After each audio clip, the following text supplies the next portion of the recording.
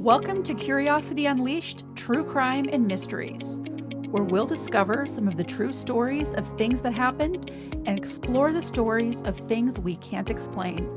All of these stories happened right here in our own backyard, Washington State. We're your hosts. I'm Emily. I'm Tara. I'm Tana. And I'm Tia. Let's discover a story. Views and opinions expressed by our guests do not necessarily represent those of the hosts. Welcome back to Curiosity Unleashed. This week, we are going to be diving into a kidnapping that Montana researched, so the rest of us know nothing other than the name of the individual. But before we dig into that, anything fun and exciting happen in anyone's lives this week? Well, I heard something happen with you guys, which is partially our fault because we didn't know about it. But tell us about what happened this weekend. Well, we can start with Emily because she was the first one there. Oh, so we were headed up into the mountain, up on the mountain for a girls' weekend to get away. No guys, no kids, just us girls. And we get almost to the cabin, and there's a tree blocking the path. Like, not just like a twig fell over, but a tree. I showed my 18-year-old son. I was like, we moved a tree. He's like, okay, well, what kind of tree? I showed him a picture. He goes, oh, a tree. Like an actual tree fell across the entire roadway. Yeah. Yes. And so, like the strong, independent women we are, we got whatever tools we had on hand. Which was? I had a tiny little hammer in my car. As I say tiny, I call it my trusty hammer, but the men in my life have teased me for it being a tiny hammer. And I used it to kind of chip away at the bark to kind of figure out where the fault lines were, because when the tree fell, it partially cracked. So we were hoping we could somehow get into two pieces and get it off the road. And we were able to, some of our group walked down to the cabin, got whatever tools were there, a saw, like a sledgehammer, an axe, a shovel, and we just attacked that thing. And it wasn't even an axe. It was a Hatchet. Hatchet. Well, yeah. It was just like, small. Definitely not sharp. Big. Not for that. That has been very under the dull. forever. Hatchet. Yeah. Like, I think Sharp it's since great if you want to 2009. cut some things, like if you want to like break things apart, but that's about it. But we managed to get it off. Managed to get apart. We cracked it in two, and I was able to lift one piece off the road, and then the other piece was bogged down because it was so wet and so mushy. The ground. Yeah, we've had some major rainstorms. Yeah, over and the we last got few weeks. major obstacles out of our way, but there was just so much moss and debris that I could only get it so far by myself. And so three of us together, one levered it with the like axe axe pick thingy, and another one pulled, and then we got a dog leash out of the car and wrapped it around the tree. And then we, 1, 2, 3, like 2 inches at a time, got that sucker off the road. And for the rest of the weekend, our friend Kim, every few minutes, she'd go, you guys, I can't believe we did that. So that was kind of the highlight of our weekend until we got Down. settled into the cabin and found out we had no running water. So we were mountain women this weekend. Pioneered it. So, and then we get a phone call from you. Matt and I did, because I didn't go for the weekend. Matt and I were going to spend the weekend, doing lovey-dovey, couples things because our anniversary is coming up. But stuff happened. We didn't get to go. And so we'd been driving around that day, and Matt had no idea where he was going to go. And when you happened to call, we just happened to be literally like 15 minutes away from you guys. And so Matt's like, oh, super easy. I'll just go up and fix the water. We just need to turn it on. Yeah, that wasn't the case. No, we it made us feel better though, because we'd been walking around the cabin and like up and down the edge of the mountain there, like trying to figure out, okay, where do we turn it on? Like, what are we doing wrong? Mm-hmm. Is there something that we're missing? And so it was very validated when Matt got up there and he was like, so I have good news and bad news. And I was like, the good news is you found the problem. Bad news is you can't fix it. He goes, exactly. Yeah. So made us feel a lot better. But he did go down and surprise you guys. He walked all the way down to the lake with 2 5-gallon buckets and filled them up with lake water so that you guys could at least flush the toilet. Hallelujah. Could have used the outhouse. Nobody wants to use the Yeah. You know, outhouse. That, but We it could use hasn't it- been cleaned or used in a long time. Yeah. I don't think it was I don't- clean when we That's- did use it. All I was thinking was like, if we did go down there, it's probably been what, 2-3 years at least since Oh, since since since the bathroom was outhouse put has in? been since How the long outhouse is been the put in. bathroom? So like 6. has it been that I was long? thinking 4 or 5. Yeah, so I'm like I that's graduated probably 4 years become ago, and that home was to already quite a nice. few Was it? Yeah. natural. Because that's when I got things. stuck at the lake. My car was down at the bottom. Oh, that's right. Yeah. So it's been there. Yeah. The bathroom's been in the cabin for at least 4 years, but But we didn't die. you didn't die. You're here. Yeah. No. And so we are not an unsolved mystery or a true crime. So that's good. Yeah. And But- there were several trips down to the lake Yes. for more water. For more water, which I wouldn't even thought of if Matt hadn't started that. So that's awesome. And we used lots of other water. We bought lots of bottled water and big jugs of water, and that's how we Our cleaned. great cooked, grandparents and- would have been so proud of you guys. They would have. I did talk about Big Grandma a lot this weekend. Maybe that's why. Yeah. Yeah. Well, speaking of not becoming a statistic or an unsolved mystery, Tana has been working hard on figuring this out, and she intentionally kept even the name from all of us until today. Yeah. Yes, So I did. I'm excited. Tell us who we are learning about. So today we're going to be going over the Weyerhaeuser Kidnapping of 1935. I'm just going to start out, and if you guys have questions, go ahead. So we're going to go back in the time machine to the 1800s. So Frederick Weyerhaeuser was born in Niedersalheim. I'm apologizing now if I said that wrong. In the independent Grand Duchy of Hesse. It is located in western Germany. After traveling with his family to the States in 1852, they ended up in Pennsylvania. He worked odd jobs on farms and breweries, but felt that those roles never really fulfilled him. Frederick used his sum of the cash received from selling their family farm in Germany to move further west and settle in Illinois. While there, he started his journey of working in the timber and sawmill industry, and while I could spend long time discussing the many trials and tribulations of Frederick Weyerhaeuser, I'll cut to the chase. In 1900, Weyerhaeuser bought approximately 900,000 acres of timberland in the Pacific Northwest from James J. Hill, and thus founded the Weyerhaeuser Timber Company. Fast forward to 1935, and the current vice president of the Weyerhaeuser Company is John Philip Weyerhaeuser Jr., grandson to the original Frederick Weyerhaeuser. At this point, the business is booming for Weyerhaeuser. According to their website, Frederick's grandson Phil became the company's executive vice president in 1933 and later its president. Under his leadership, he advanced timber as a crop, tree farming, and numerous innovations in the use of wood fiber. He opened new mills and markets for products such as plywood, hardwood, particle board, and pulp. Business was booming for the Weyerhaeuser family, and things were only set to get bigger and better. Okay, hold on just a second. So first of all, I think it's really cool that you're doing something that has to do with the timber field, considering that your family owns Oh, a mill. I was like, where's this going? And her Yeah. dad works in the And your dad works in woods. the woods. Like, Half I of don't our know. family does. Right. Yeah. Okay, so first of all, cool connection there. Second of all, it's amazing to me, even though I don't know what the mystery is, that we're looking at something that happened almost 100 years ago, and it's still as fascinating as something that happened 20 years ago Yeah, for or sure. 20 months ago. Well, I and prefer older. yeah, me too. stuff. And I'm like constantly in my mind trying to picture where. I mean, there's Weyerhaeuser property all over Washington State, and so in my mind I'm trying to picture these places, and so awesome. Excuse me. At the time, the Weyerhaeuser family was living in Tacoma, Washington. John Philip was married to Helen Hunt Walker, and in the time they were married, the couple had 5 children. One of those children is going to be the focal point of our story today. On the afternoon of May 24th, 1935, 9-year-old George Weyerhaeuser was kidnapped and held for ransom as a pawn in a maniacal game of chess.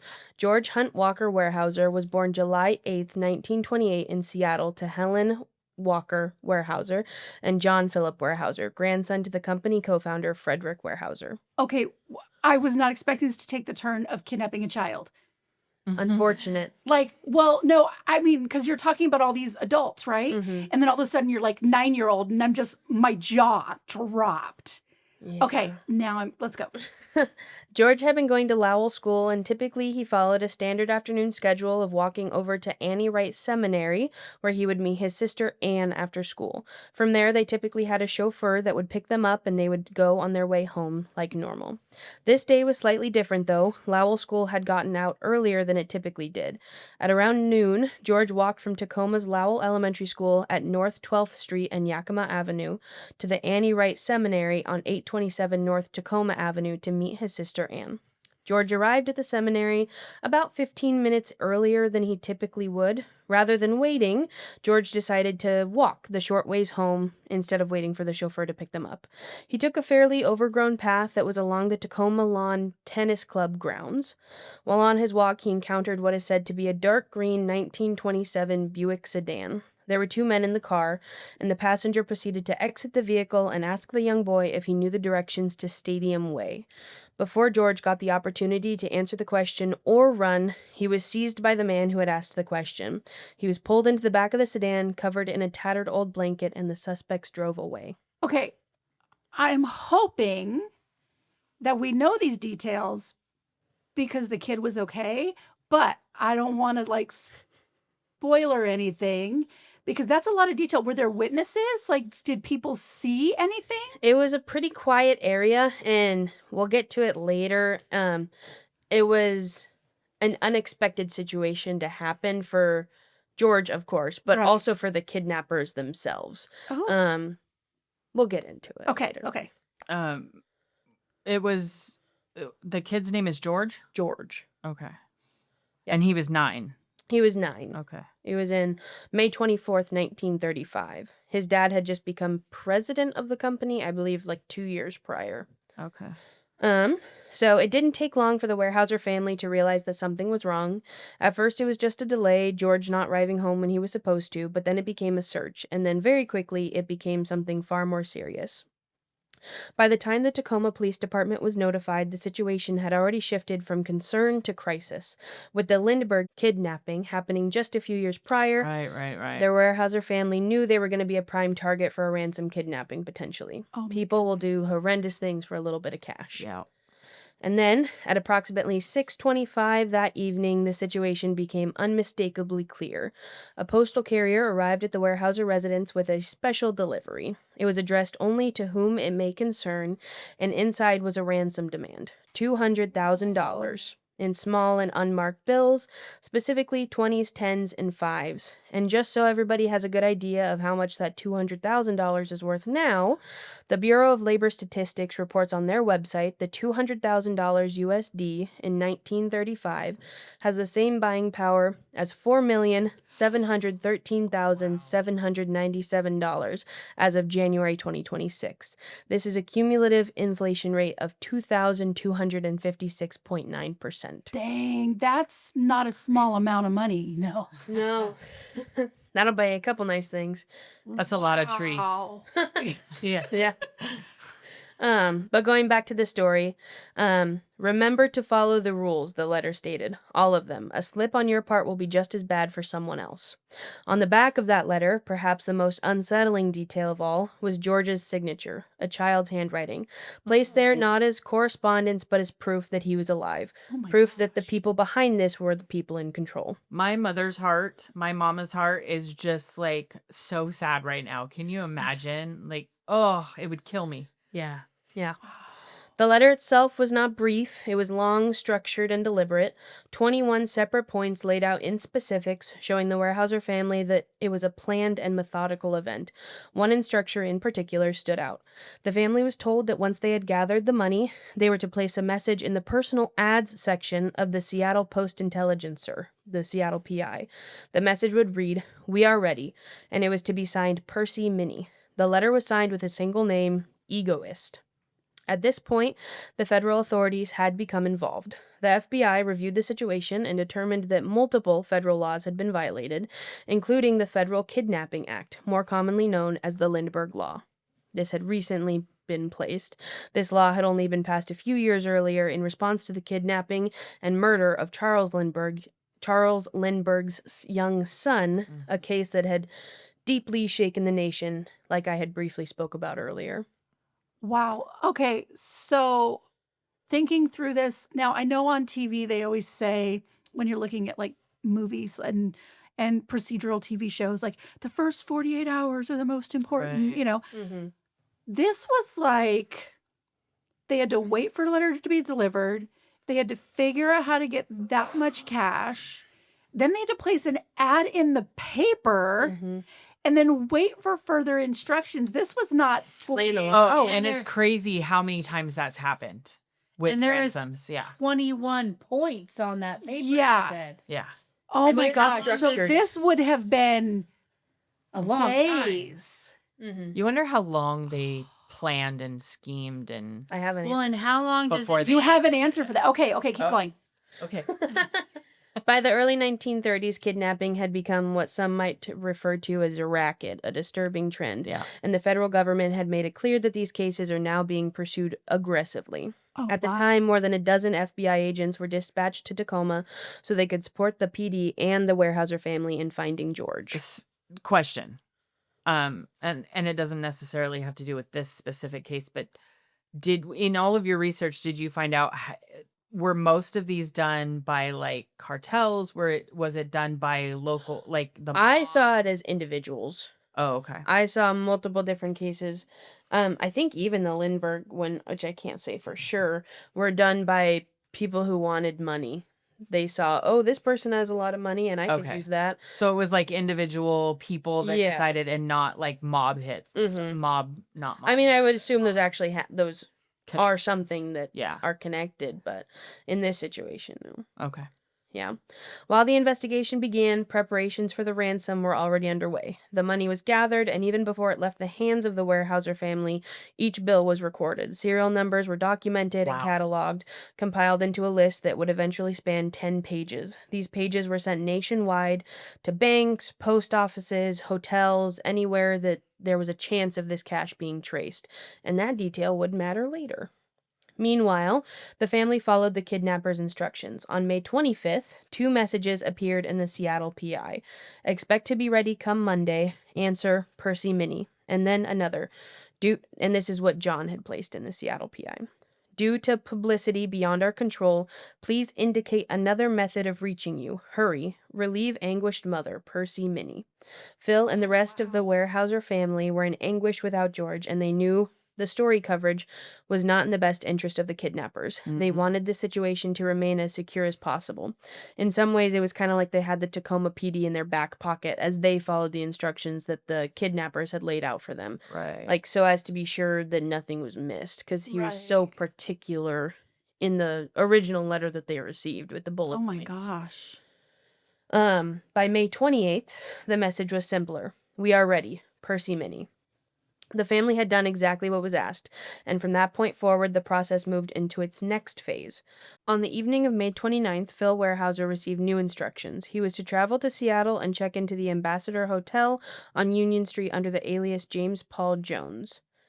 At the time, George was, of course, with his captors. What they had done is they had driven far outside of Seattle into the forest, where he was. I'm going off what I have in my head right now since I deleted some of my notes. They had taken him into the woods. He was in the back of the car. From what George remembers, when he was taken out of the car, he was faced with 2 men in hoods. They took the blindfold off of his eyes. They had him sign an envelope, basically again stating that he was okay and that he was alive, so that they could continue the ransom game. From there, he was taken through the woods, blindfolded again. He remembers crossing a river, and he remembers specifically thinking that they were going to drown him. Oh my gosh. So at this point, we've got at least 3 people involved. We've got the 2 kidnappers, and we've got someone who's giving directions. Is that right? Or is it one of the kidnappers who's giving the directions? There are 3 kidnappers. Okay. Yes. But yeah, George said about what he remembers, I thought they were going to push me into the water. He thought he was going to drown.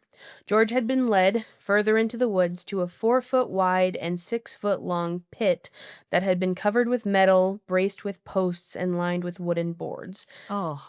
God, that'd be so scary as a little 9-year-old. It was then that the men removed George's blindfold and lowered him into the pit and quite literally shackled him down there with handcuffs connected to one of the boy's arms and one of the boy's legs.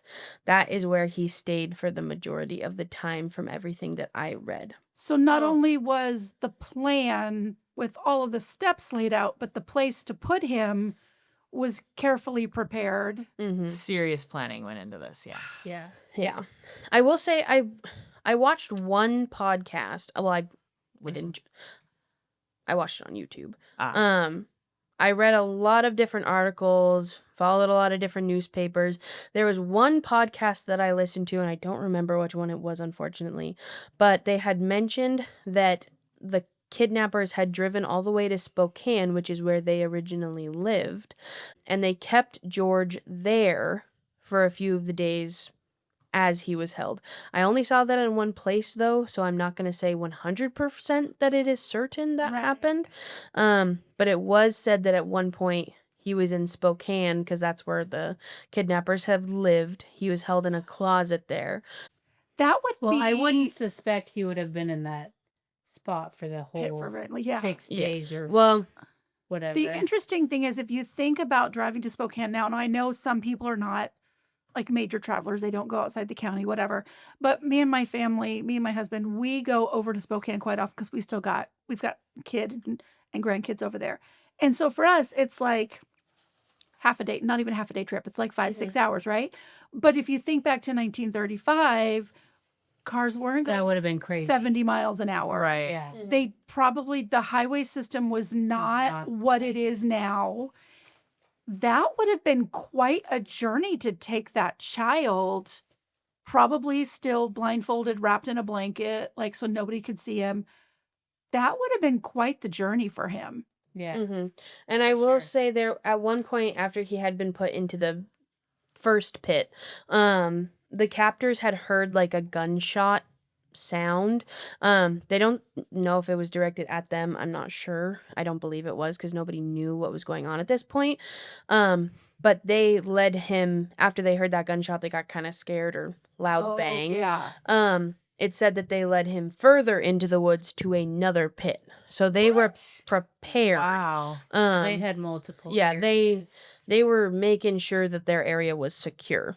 So I wonder if they did this to more than one child or more than one family, No. Well, or if that was Maybe. the plan. yeah. But later that night, between 9:30 and 10, a taxi cab driver delivered a letter to Phil inside the hotel, and inside were further directions, this time sending him south into Rainier Valley near the intersection of South Renton Avenue and 62nd Avenue South. He was told to look for a stake marked with a white cloth, and beneath it a tin can. Inside the can was another note, and that note led him further down the road, 700 feet, to another marker, another white cloth. There he was instructed to park, leave the engine running, and leave the lights on and wait. Paul did as he was asked. He sat in his car with the engine running for 3 hours, and not a soul showed. After hours of nothing, Phil returned to Seattle without his little boy. The following morning, a phone call came in, and the voice on the other end asked why he had failed to follow the instructions. He insisted that he had, and somewhere in the chain of directions, something had gone wrong. Maybe it was a miscommunication or something else. Something remained unclear. But what was made very clear was this: they only had one more chance. That night, another call came in. This time, the instructions led him to a new location, 1105 East Madison Street. Once again, a container, a note, and another set of directions. And from there, the route extended further south toward Pacific Highway near Angel Lake. So we've gone from super careful, like I've got letters, I've got steps, to now I'm calling because it didn't go the way I wanted to in the first place. That's interesting. Yeah. At this time, that area was defined by distance and quiet, long stretches of road, limited visibility, very few witnesses. Exactly the kind of place you would choose if you wanted to be in control. What followed was a sequence that unfolded step by step. White flags marking locations alongside the road, tin cans hidden nearby, each containing the next instruction, and each movement pushing him further from the city, further from help, and deeper into isolation. Eventually, he was directed onto a side road near a place known as the halfway house. There, the instructions became final. He was told to stop the car, leave the engine running, turn on the interior dome light, place the money into the front seat, leave the driver's side door open, and walk away. So he did. He walked down the road, away from the car, away from the money, and away from any leverage he really had. After about 100 yards, he heard movement behind him. He turned just enough to see a figure emerge from the brush. The person entered the vehicle, and within moments, the car was gone. Phil Weyerhaeuser was left standing on the road.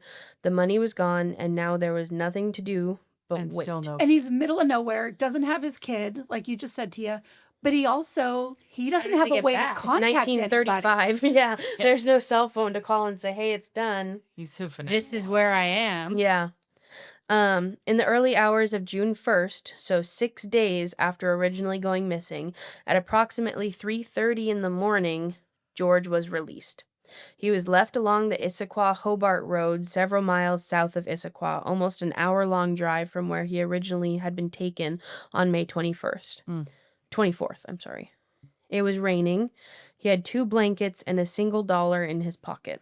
He was told to wait. Gosh. Yeah. He was told to wait in a nearby shack and wait for his father to arrive and bring him home safe. Instead, after some time, he began to walk. He walked for miles. 6 miles later, he wandered onto Luis P. Bonifa's farm and told them he was George Weyerhaeuser. George spent some time at the farm. He was fed and given dry socks and shoes before he was taken back to Tacoma after alerting the Tacoma PD. They had tried reaching the Weyerhaeuser family, but they didn't answer the phone. So, yeah, on the way to Tacoma, Lewis had stopped at a gas station, I think it was, and called the Tacoma PD to let them know that he was on the way back with George. Oh my gosh. Yeah. By the time he returned home, the story had begun to spread. Reports gathered, cameras followed, information moved quickly.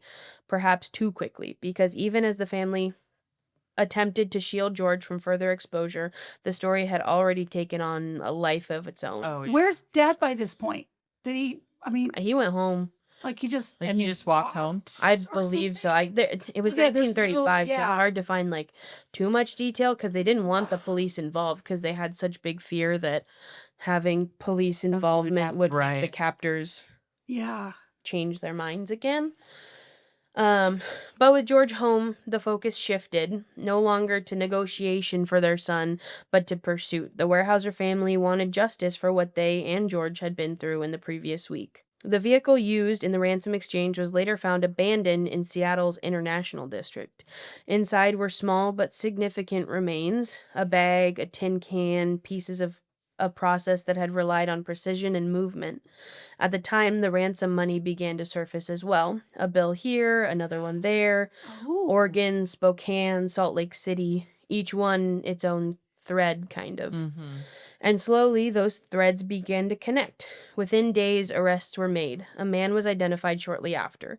The kidnappers were identified as Harmon and Margaret Whaley, and their roommate, William Dynard, also known as William Mahan, So it was a couple, and a friend. and oh wow, okay. So which ones did the kidnapping and which ones did the planning, or was it all The quote-unquote the mastermind? there was kind of 2. So I have some history on the 3. Margaret and Harmon were a married couple living in Spokane, Washington. Harmon had done a few stints in jail since he was 17 years old, and the couple was in like their mid-20s at the time of the kidnapping. I think Harmon was 24. I would have expected a much older. But in 1935, that was older, really. Yeah. Oh, I suppose. Miss- Because you were, working by the time you were a 50. young teenager Yeah. and you were expected to like A lot of be able people to didn't support live yourself fast. before But just you like were 20. I don't know, Steve. the mental. It seems like the capacity, the knowledge that you would have to have, the planning for Yeah. this, Mhm. like brain wise. I mean, it shocks me that they were so young, and maybe that is because I'm looking at our how we do things nowadays, but that is shocking to me that they were able to be that intricate. Yeah. Does that make sense? Okay, so they were in their 20s. So and they- then keep going. Sorry. Yeah, they were in their 20s, and that was Margaret and Harmon. In jail was where Harmon had met William. William had been in jail from the 5 separate bank robberies he had under his belt. One for over like $100,000 at one point. Wow. In Which we know, 1935, so like we know $2 at that million. point it's like 2 million. Yeah. Yeah. This plan to kidnap George was actually neither Harmon or William's idea, though. It was Margaret's. What? Yeah. She had been reading the newspaper and saw an obituary for the late John Philip Weyerhaeuser Sr. The obituary detailed the success of the Weyerhaeuser family, and this gave Margaret the idea to kidnap the heir of the company for ransom. Damn. Jeez. Oh, a woman. Less than a week later, all three were meticulously studying George and his daily habits, all this watching just to make their plan a reality.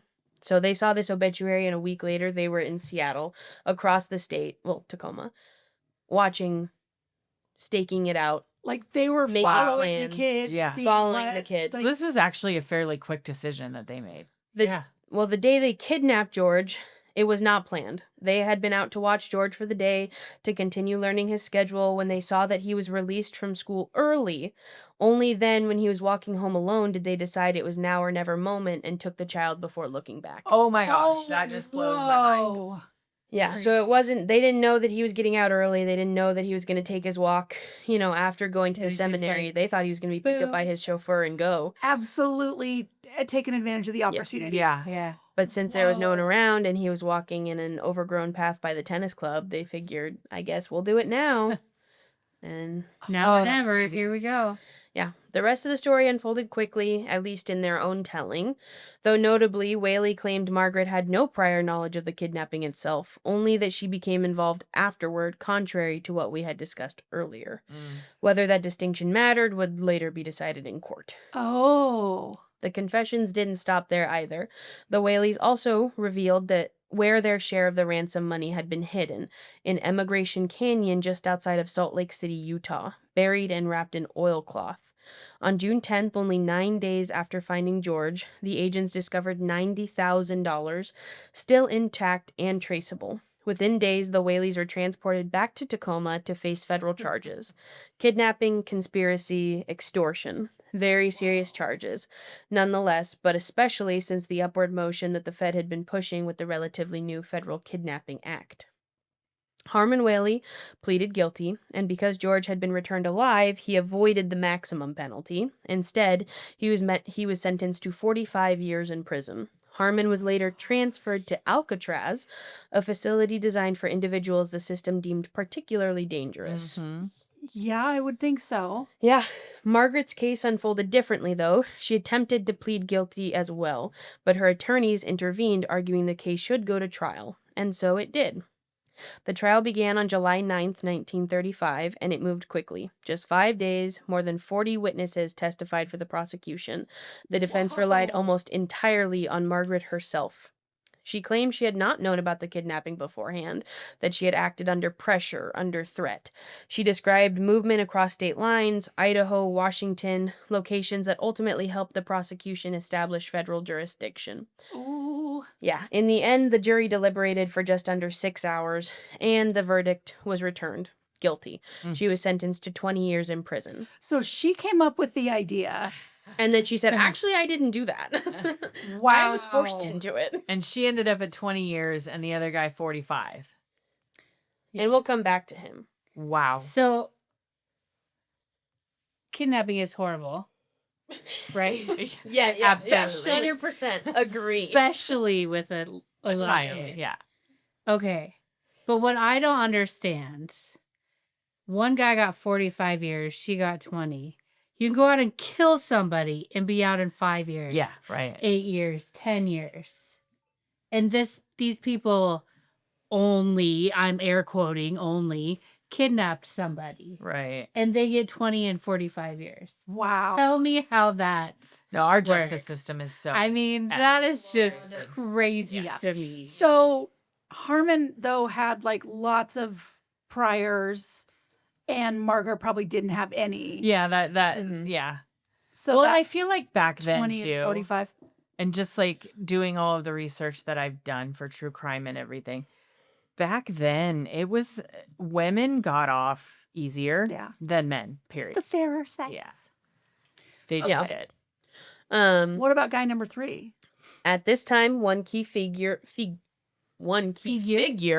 remained at large, William. When he learned of the Whaley's arrest, he fled, driving north, then east, As you do. then disappearing into rural terrain. Say that word, Mom. No.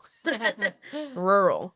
At one point, he was spotted in Montana by an officer who had arrested him years earlier, but even then, he managed to escape. Wow. Yeah, he left behind a car and a suitcase, and inside of it, more ransom money, over $15,000. For months, he moved, hiding in remote areas and eventually making his way to California. And for a time, he remained out of reach until May 7th, 1936, almost a year since the turn of events that caused this manhunt in the first place. In San Francisco, California, the FBI finally caught up with him. He was arrested without incident, although armed with a Colt .45 caliber semi-automatic pistol. William offered no resistance. Agents recovered $7,300 in ransom money from his pockets and found $30,074 stashed in the hotel.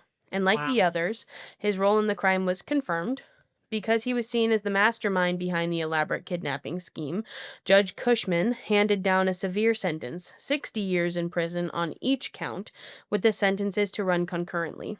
Oh, Immediately, U.S. Marshals escorted him to the McNeil Island Federal Penitentiary, a remote facility in the Puget Sound known for housing serious offenders. Yep. But his journey through the penal system was far from ordinary. Within a matter of months, he was transferred to the federal penitentiary in Leavenworth, Kansas. I said it wrong again. You said it right the first time. Yeah.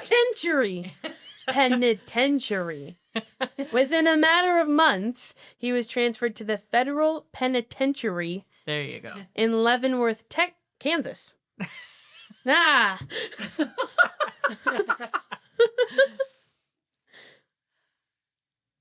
Within a matter of months, he was transferred to the federal penitentiary in Leavenworth, Kansas. It was there that authorities deemed him insane, a status that would dramatically alter the trajectory of his incarceration. From Leavenworth, he was committed to a mental hospital in Springfield. Out. Yeah, right. All right. Was committed to a mental hospital in Springfield, Missouri for a period of treatment. Yet the story still doesn't end. Eventually, he was sent to the infamous Alcatraz alongside Harmon in a place designed to contain the most dangerous criminals in the country. With that arrest, the case was effectively closed. Oh my gosh. So they got back, say, the 90,000 plus 15,000 plus the 30, 30 yeah. plus In- almost 8. So how much total they get back? In total, $157,319.47 of the ransom money was recovered. So they managed to spend the equivalent of like $1 million. Mm-hmm. Dang. Or at least it wasn't found. Yeah. Yeah. Or yeah, at least it wasn't. Yeah. Something else interesting. Within a year. Because Yeah. they were all caught within a Yeah. year. Well, they were two of them. Two of them were caught were right caught away. within a week. And Yeah. then, yeah. But within a year, all William- of them were behind bars. William spent the rest of the money over the year, yeah. Something else interesting regarding this case, Harmon and George kept in contact. Harmon Well, was... they ended up in What? the. No, No, Harmon, George George is is the the little kid. boy. George is a little boy. Oh wait. Okay. Okay, go ahead. Harmon Whaley, the man who had held him for ransom with the others, reached out over the years. Letters arrived in George's hands, apologies, explanations, and in Whaley's own way, attempts at reconciliation. In those letters, George later recalled Harmon spoke of kindness, of attempts to ease the boy's fear during the ordeal. It was a strange twist in the tale that had begun with terror and rage, now turning towards something almost unthinkable, a measure of forgiveness. What? Wow. When Harmon Whaley became eligible for parole, George took an extraordinary step, and he wrote to the parole board No, on he Whaley's didn't. behalf, Oh recommending, wow. recommending clemency, acknowledging the time he had served, and perhaps most importantly, the way he had conducted himself in the years after the kidnapping. So how old Oh was my George at this point? Gosh. It was 1963 he was released. So like in his 40s, I think. Wow. Um What a forgiving heart. well, That's crazy. And I have to wonder, like, was he really, like, the things he said where he was like, oh, I tried to make things better? Was that just him well, trying to get on the kid's good side? that's a section of notes I had deleted previously on accident. But George has been known to say that during the ordeal while he was kidnapped, Harmon only showed him kindness. Oh, okay. He said that while he was He in the only showed him trunk- kindness, or he was the only one that showed him kindness? both. Oh, okay. Mahan or William, he was violent. He was known to be very aggressive, throw the boy around if he needed to, that kind of thing. Oh my gosh. Harmon was the one who would stand between them and protect George. He would give George extra food. He would give George extra water whenever they were So Harmon given the ability. gets pulled into this by his violent bank robbing friend and his wife. That he met in prison, right? Right. Yeah, they Yeah. and his wife who come up with the idea. And it does sound like William had that controlling, especially if they determined he was insane. Mhm. He'd already robbed 5 banks. Like, he managed to evade the police for a year. Like, it sounds like William was definitely the Mastermind of sorts. mastermind. Yeah.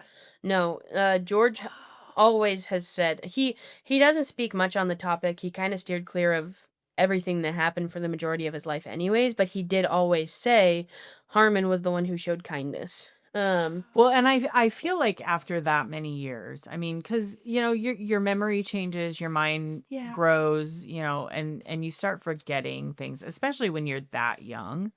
So I would venture to guess that the things that he would remember was the extreme violence that happened Yeah. from William and the extreme kindness from her. I feel like those are And the two even things if that it would wasn't stick out. extreme kindness in relativity to Right. extreme violence is still stands out. Right. Yeah. It's going to be something that he remembers. Yeah. On June 3rd, 1963, Harmon Whaley was released from prison. He was 52 years old, having spent 28 years incarcerated, so of the 45 he was sentenced. A large portion of his life, including the time at Alcatraz, he struggled. After spending so long in prison, the man struggled to find work. Mhm. When he got out, Harmon went as far as to write George a letter asking him for a job. To this, George simply responded, "Sure, I'll give you one." Oh my goodness. Whoa. Yeah, he offered Whaley a job at one of his organ plants. A man who had once threatened his childhood was now employed by the boy he had once terrorized. It was a gesture that, perhaps more than anything, defined the character of the man George had grown into. Yeah. Yeah. What a story of redemption. That's and crazy. forgiveness. Yeah. That's Resilient, insane. principled, remarkably forgiving.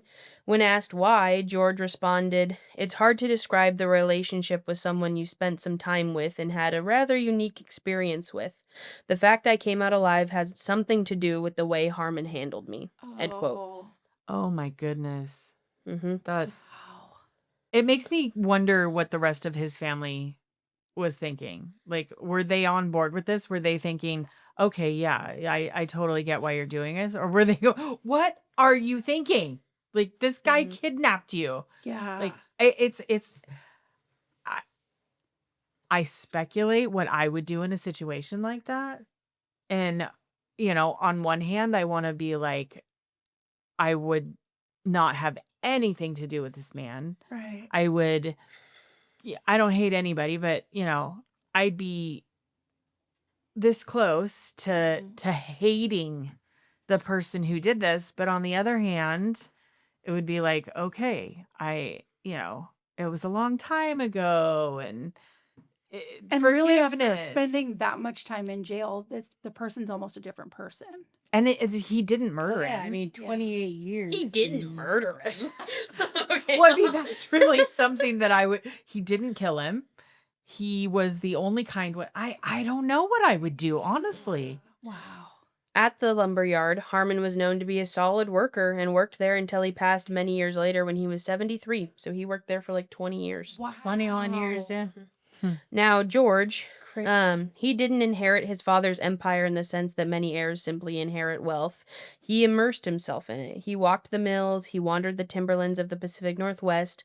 He met the foresters, the engineers, the laborers, learning not just the mechanics of lumber production, but the rhythms of the land itself. He oversaw expansion, modernized, and innovated.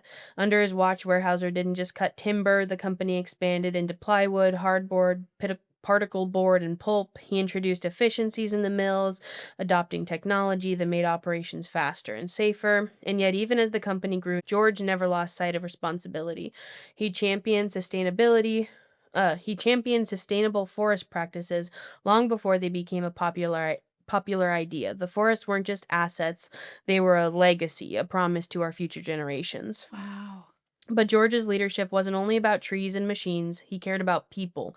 He mentored the young executives, encouraged employees to speak up, and fostered a culture where ideas mattered.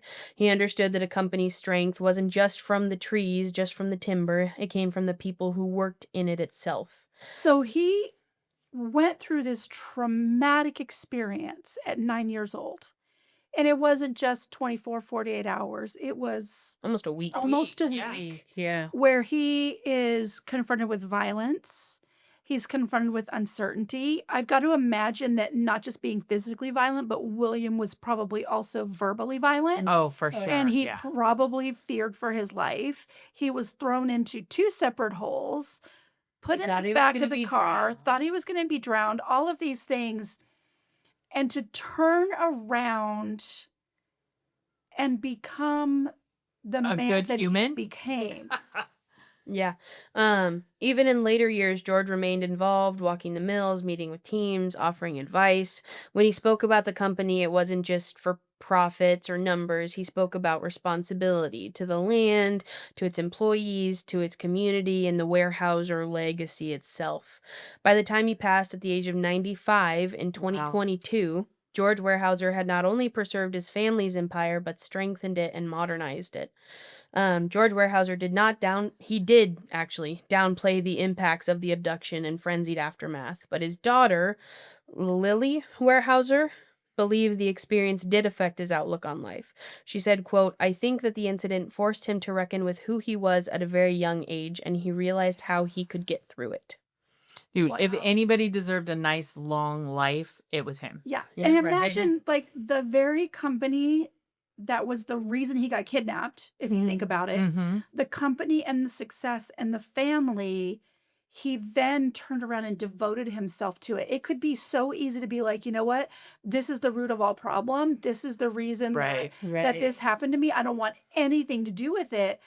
But instead, he turned that around and made it even more profitable and more successful Right. and focused on people and focused on sustainability and different things to make it even better. Mhm. Yeah. That's Well, amazing. And if Weyerhaeuser was a big name like back then, the net worth for Weyerhaeuser right now is like $20 billion worldwide. It is And you can the- guarantee he had a huge, huge responsibility in being a person that took it to where it is today. Mhm. Wow. Oh, yeah. Yeah. He I mean, pretty much anybody in the Pacific Northwest, I'm sure. Oh, everybody knows knows Weyerhaeuser. Yeah. Weyerhaeuser. Now I'm going to be looking for Weyerhaeuser that Orange. because I If you I ever go to probably Home have Depot. seen it. Oh yeah. I've probably seen it, but not thought anything of it. Like, I mean, I don't Yeah. look at. If you ever brands go and to things I like don't Home use very Depot or often. Lowe's or Yeah. any of the home improvement stores, Uh-huh. there's always Weyerhaeuser stamped on, wood and plywood and I've probably bought stuff that has it on there, but not. Oh, and like when you noticed. drive along like when we went to Girls Weekend, when we went along Uh-huh. the coast there, that's all Weyerhaeuser land. yeah. Wow. Like you see all of the land that we passed there, the Uh-huh. trees and stuff.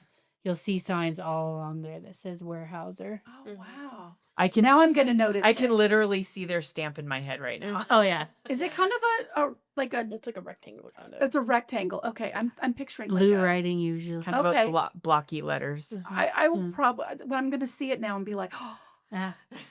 I'm like, I oh, know I knew the that. Yeah. Yeah. Mom, you I was going to ask everyone a question, but Mom, you kind of started answering already earlier. I was going to just see if you guys would have the same forgiveness in your heart for Harmon like George did. If you think you would be big enough to say, yeah, you can work for my company. I think you should get out of prison earlier. Well, and really, like, I mean, I guess if I look at myself in my 20s and I look at myself now, in my 40s, I mean, I would not necessarily 20s though. He was 9. Oh, no, I'm just I saying, mean, as I 9 look back compared at to my 20s, if I was in my 20s and I look back at what happened when I was 9, I would probably be I'd still be angry. I'd be like, no, make him stay in prison. Can't stand that man. But if I look back at it now in my 40s, and I think, you know what, forgiveness doesn't just help him, forgiveness helps me. And to be able to look back and say, okay, or I fast forward to my 60s now and I'm like, okay, I forgave this man. I gave him a job, which still just blows my mind.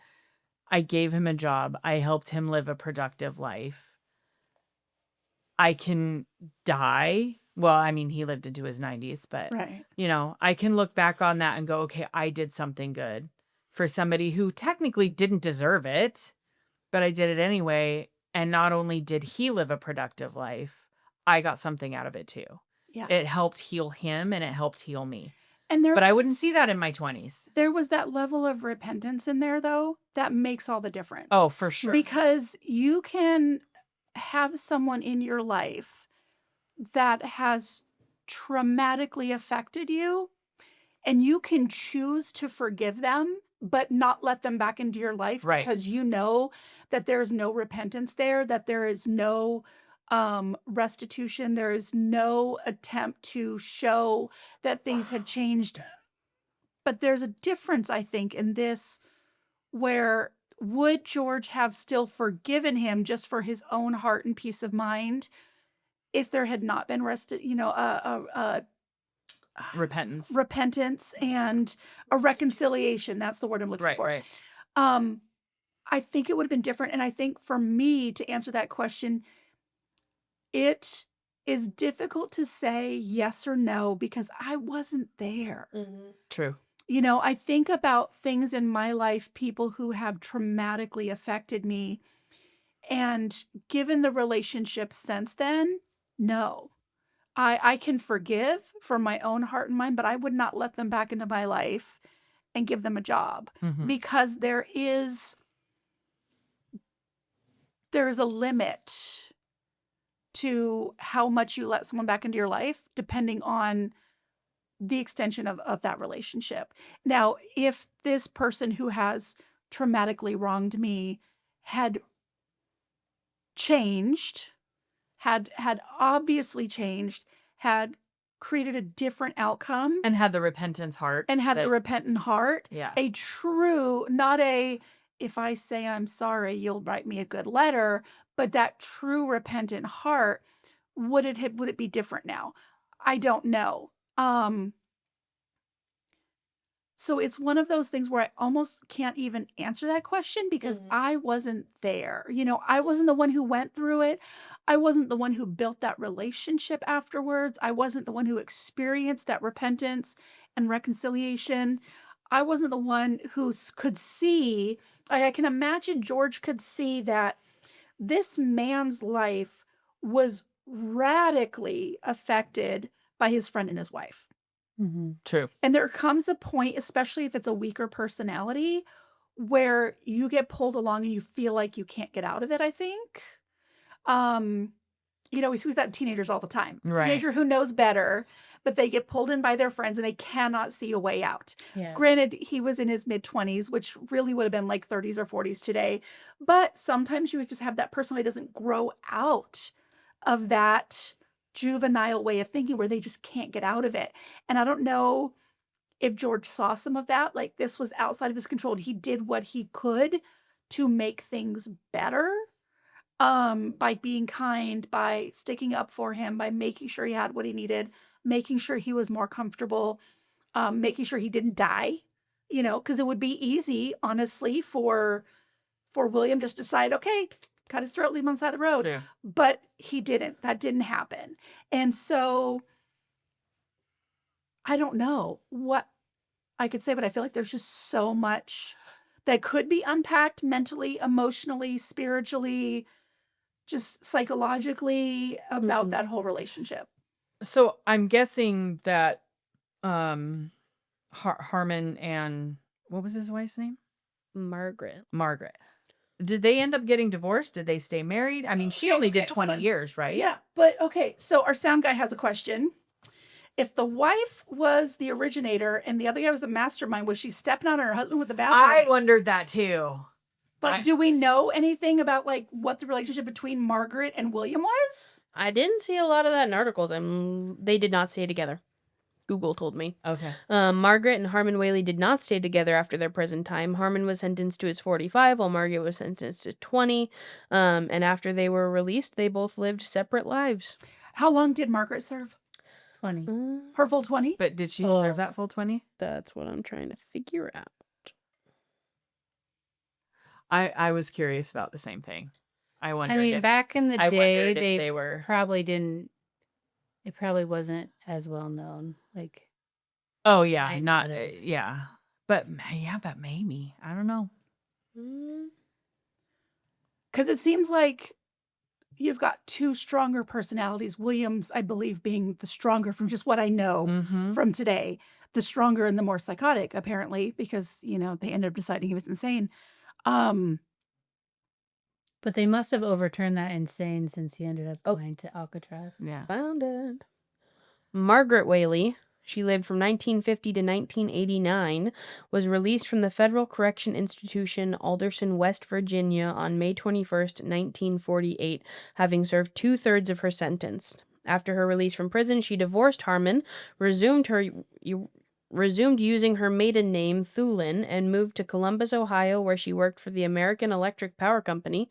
And eventually, Margaret returned to Salt Lake City, where she married Robert J. Ray on December 25th, 1954, and she died on November 9th, 1989, at the age of 74. So Thanks she to was historylink.org. able to serve 15 years for all of these things, get a job when she got out, Right? Mm-hmm. That's what I change mean. her They were name and soft. get, Yeah. remarried, and They have were another softer on women. 30-year marriage. Wow. She basically got to start her life over. Yeah. William was eligible for parole in 1955, but the federal parole board didn't believe that a 3-time loser like William merited an early release, but he was later paroled. He died in Great Falls, Montana on September 18th, 1992 at the age of 90. Wow. Yeah. Wow. Wow. So how many years did he serve? It doesn't say. It just says that he was later paroled. Oh. That's wild. That is. You get crazy. 65 years, but So Tara, what's your answer to that question? Same. I don't think that I can answer it Yeah, I would. for sure because I'm not there, but I would like to say yes. So, being 9, the guy was paroled 28 years later, right? So that would put me at 37. I think at 37, I would definitely be able, where I am in my life, I would like to say at 37, I definitely would have been able to forgive the guy and give him a job at that point, just knowing who I am and knowing, the way I think and the way I am. I think I would totally have been able to say yes and forgive the guy and give him a job and whatnot. Especially being he wrote letters and, apologized and, tried to, forgive him and whatnot. Plus, we don't know what actually happened to George while he was there. Right. We do know that he said he did step in front of him and try and stop the other guy from hurting him maybe the other guy did try to kill him and he saved his life, and only George knows that. Yeah. You It does know? make me wonder if that first So- letter came to George after like a come to Jesus moment. Right. Yeah. And I mean, we don't really know any of that. Only George knows that for sure. Everything that happened, Right. And so, I mean, we truly can't say yes or no unless you're in that situation, I Right. think. But I would like But to I would think that like to think yeah, that, yes, me I too. totally could. So Just knowing me. Sorry. So Montana, being the youngin in the room, what is your answer to that question? I think I would. I try not to hold on to things. But, I mean, kidnapping. Yeah. I don't know. I feel like I would probably, I don't want to say for sure, but I feel like I might process it similarly to how George did. He rarely spoke. He spoke very scarcely on the incident itself. Like, he rarely ever talked about it. He focused his livelihood on the Weyerhaeuser legacy in a positive stance, not Yeah, I do feel like a negative knowing stance. you, I mean, obviously, you're my daughter. what. Knowing you, I do think you would be very quiet about it. And then you would just show up on my doorstep one day and say, "Hey, Mom, I'm giving this guy a job." Yeah. And your dad and I would be like, "What?" I feel like I would be the person to say, "Hey, I'm letting them do this," and the family would go, "Why are you letting them do that?" I try very hard to be a forgiving person and not hold a grudge against somebody because I don't understand their situation. I never will. I don't know anybody's situation except my own.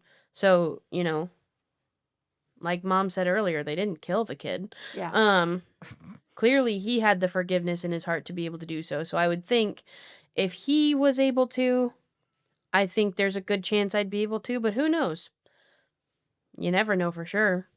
Yeah. But yeah, that's the story of George Weyerhaeuser and the kidnapping of himself in And so now, if you're like me and you didn't grow up around a lumber mill, 1955. and you didn't grow up around the trees and that industry, and you're driving around or you're doing a project and you see that Weyerhaeuser logo, you'll have a much different view of the company, and you'll be like, "Hey, I know something about that." Oh, I'm totally talking to Matt about this tonight. All right. Well, thank you for joining us, Montana. Thank you for your research and of for course. dropping our jaws and More than once. more than once, and for Anytime. bringing your A game today. I try.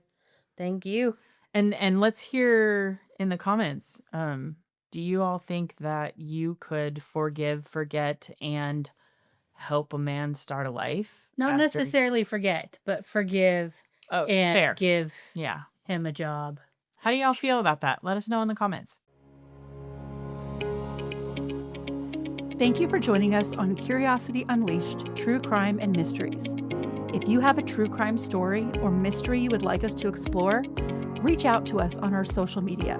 You can find us on Facebook, Instagram, and YouTube at Curiosity Unleashed Podcast, and on TikTok at Curiosity Unleashed Pod.